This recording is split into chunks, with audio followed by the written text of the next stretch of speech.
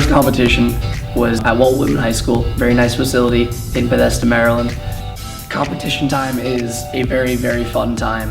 It's so exciting. Like, these games were just really fun to watch. Whenever your robot's in the field, you do different chants, you scream your head off. It's about as loud as you would see any football game ever being. It's a good time, it's a lot of fun.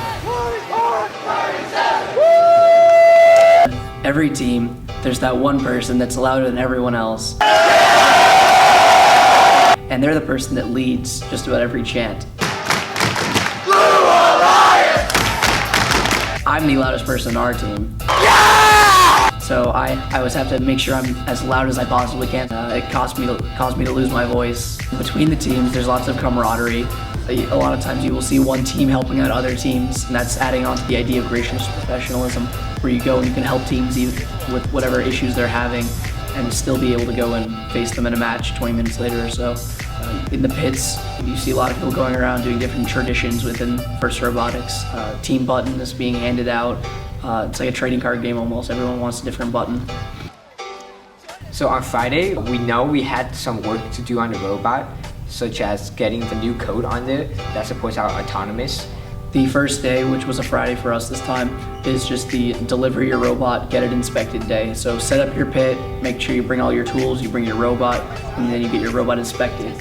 First thing we did was we got the robot into the pit, and we got our mech guys working on the robot as soon as possible, so we can have that time where software can put their code on and we can inspect. We inspected our robot, we made any last minute modifications that need to be done, and we just kind of got settled in, really.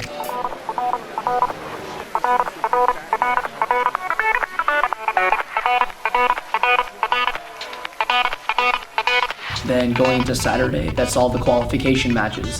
The game was a lot different than we thought in the way beginning. We thought that teams were going to be making a lot of high shots and doing a lot of shooting. Actually, one of the main goals of it, what seemed like almost all of the teams, was getting the breach points. And so luckily our robot is really good at that. So we consistently were able to get all the breach points. We were flying over the defenses. I'm Marcus, it's my third year on the team. I am a junior, and I'm the drive coach. I was the coach for our first competition because our initial strategy captain was not able to be there, so they needed to call someone else up from the strategy team to coach. Divide and conquer breaching. Yes. Okay. Yeah. So On Saturday, you start off with a few practice matches, and then you get into the big bulk of the competition, which is qualification matches. Throughout the qualification matches, our strategy was to win, we had to get the breach every single time. So you got 5 points every time you crossed the defense, and if you crossed 4 defenses twice, then you got the breach. From that, you got an extra ranking point. If you win, you get 2 ranking points. There was only 1 capture in qualifiers, so they're extremely rare until you get into eliminations. So at least on Saturday, we did very well during qualifications. We only lost 1 match. We got the breach every single time, and even in Quals 4, we got the only capture in qualifications. The strategy was executed almost perfectly. This year we have a phenomenal driver team. Absolutely phenomenal. With almost 0 practice from this year and 0 previous year's background. Our drive team has brought us further than we've ever been before in a competition. Considering the amount of practice that our drive team got, which was close to none, I think they did phenomenally because they were obviously very aggressive, which was really important. We needed to get things done really fast. They were very, very good. We won our very first practice match after some brief technical difficulties, so that was really good. Our cameras were kind of off and on throughout the qualifications until we were able to get that sorted out, so that was a bit of a struggle, especially as far as shooting went and cheval de frise went. Those are the 2 hardest things to do just by eyeballing it. Our most successful qualification match was easily when we were paired with Robo and Vae Victus, where it was the first match where we broke 100 with the score, and we were able to capture the tower as well as get the breach point and the 2 winning points. So it was the first 4 ranking point match that there had been. Things went very well, much better than what I might have expected. There were a couple things that we hadn't anticipated. First of all, the portcullis dropped really slowly and gracefully, which was really nice for us getting under that. It was less difficult than what we'd expected. There were also train strategies as far as both the drawbridge and the teleport went, where a robot would hold it open for another. And so we were much more successful with especially those defenses than we expected to be. At one point, there was a slight mechanical error where the limit switch got stuck and we weren't able to raise the breach arm from the lowest position. A few qualification matches before the end of the day on Saturday, our breacher arm broke because one of our drivers rammed into the rock wall. What had happened was it had broke at an intentional fail point, the 3D printed knuckles. So if there was a place for it to break, that was the ideal place. It wouldn't bend the metal breacher arm or anything of that sort. And we brought it to the pit right after the match ended, took out all the broken parts, reinforced the spares. So we had extra 3D printed pieces made, ready for when they break. Unfortunately, those 3D printed pieces weren't 100% fill in the 3D printing. Then lo and behold, a half an hour later, it broke again. So we put on the new knuckles and duct taped it around so that if it did break again, it would be relatively safe. There wouldn't be like the shattering of the knuckles, which we were trying to stop. We won both those two matches and got the breach points, even without the arm, which is pretty cool. So we just got out of that match. We had a few technical difficulties with the knuckles cracked off, so we lost our arm. There was a few other problems. But the big thing is, we are now ranked #1. That's even with having equal number of matches as other teams. So it's not like we had an extra match to be ahead of them. We are ranked #1 solely on merit. So that's just great. So we finished the first day actually at rank 1, which was a really big morale boost. We were all very excited going home. We were ranked #1 out of every team in the competition. That has never happened before. 21 was the highest rank we've ever finished with. It was a really big deal for us. It's something our team's never been able to do. On Sunday, right when we got there, we had to really quickly start working on the breacher arm. And we didn't get it working for the first match on Sunday, so we lost that match. Once we had time to fix the arm, we were able to win the match but not get the breach points the following match, and then we lost the final match of the day. That didn't have anything to do with the arm because it was fixed. It was just kind of a bad Sunday morning.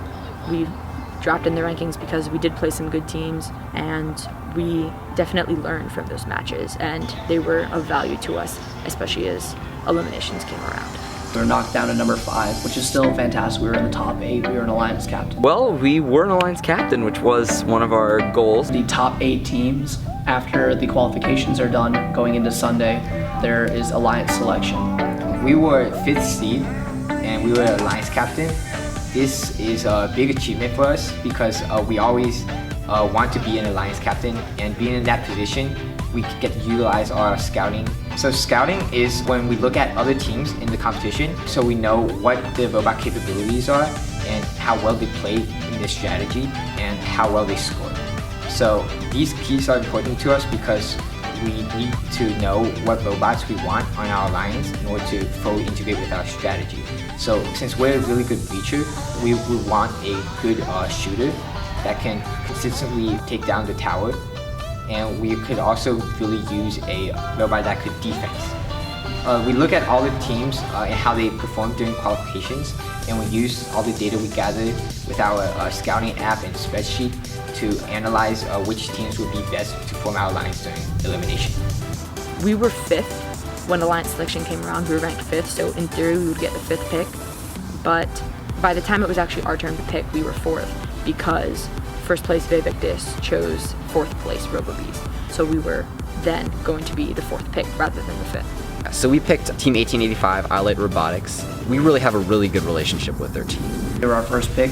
We have a history as a team working together with them and doing a lot of great things. It was really cool that our team was sitting right across from their team in the stands, so we could cheer across. So we'd scream 18, they'd scream 85, they'd scream 25, we'd scream 37. And that happened all through eliminations. It was really cool, a really positive dynamic. And we also selected Team 4949, the Robo Panthers, because they were a very good defensive bot. We also saw that they had really good drivers, and so we figured that they wouldn't draw penalties and they'd be a really good defensive bot at the competition. This turned out to be a really good value pick because they were able to slow down the cycle time with Robo Bees when they did play defense in the semifinals. They turned out to be incredibly useful, like much more than we even ever imagined. Right after alliance selection, we had the quarterfinals, and it was against the 5th seed, led by Team 4945, the Titanium Rex. And we were able to get through the first 2 quarterfinal matches and get right into the semifinals. And that's when stuff started to get really interesting. We knew that we'd be playing the first place alliance, basically. in our second elimination round. In the semifinals, we were playing against the #1 seeded alliance. Two of the best teams at the competition, Team 1418 and Team 836. So it was a very powerful, strong alliance. In the first match, which didn't really count as the first match because they had to restart it, our robot ran into one of the defenses and broke it, so we had to restart. If that match had played out, it looked like we were possibly winning, so it was a little bit of a shame to see that match had to be replayed, but it was precedent that whenever a defense breaks, you have to replay the match. So the following match was really close. We had our 49-49 playing defense against the Robo Bees, and they did a great job. We were able to breach all of the defenses, and ILITE was cycling some balls into the low goal along with us. I think we got one ball into the low goal, and all of us got the challenge. So we were able to win that match 115 to 120, and that was a really, really exciting thing. For a fourth place alliance to beat a first place alliance, even by such a slim margin, we were very happy, and both of our alliance members worked so much better than we could have anticipated, and we really hit it off, and we were able to anticipate each other's moves almost. We were very, very cohesive in that sense. The following match was again really close. First place alliances, man, they were really good, and they turned it on, and they were just so efficient in everything that they did, and it was a very, very impressive performance. If our team and 49-49 had have been on the batter to challenge, we would have won that match and advanced. But unfortunately, we were not. It was close, we didn't quite get there. Losing that match sent us into a sudden death, so to say. Winner takes all, winner moves on to the finals match. And that gets really intense. And it was pretty loud. I'd probably say it was one of, if not the loudest match at the competition. In the third game, it was a really, really close game. Except for in the end, the foul points was what mattered. And we got one foul with 5 points, while they had 2 fouls.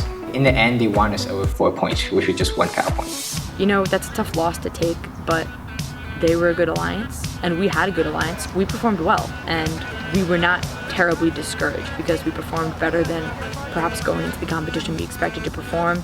We got to meet good teams and come up with new strategies. I'd say overall, it was a victory for our team. We had never been ranked in the top 20. We ended up being ranked in the top 5. The first time we were ever an alliance captain, and we won the first time and lost to a very respectable #1 seeded alliance. After the elimination rounds are over and the winner has won, there's always awards, and for the 3rd year in a row, which is really, really exciting, we won the Entrepreneurship Award. Because of our phenomenal business team, we were able to put together a great business plan that got us that Entrepreneurship Award. The business plan really lays out what the team's goals are, how the team progresses, what the team has done, its structures, and who it will become and what it has been. It really helps define a team and set out what its purpose is. Although we did not win, it was still really, really good because one, our drivers did extremely well and got a ton of practice out of that. We just learned a lot about our robot and how the game mechanics work, what strategies we want to keep, what strategies we want to change. Everyone's working towards the same thing. They're trying to perform to the best of their abilities, and we have something in common with everyone there. It was just an incredible atmosphere, really, of everyone was so hyped and excited. Following our first competition, we're given another 6 hours to work on the robot outside of the bag, and we're going to use that time to make any modifications necessary and apply them to our bag bot again, and hopefully not run into the same issues. And I think things are looking good for our second competition. I think we're in a better place than we were going into the first competition. I'm really optimistic. If we keep this up, I think we can be incredibly successful in next week's competition as well as the district championships. We'll be right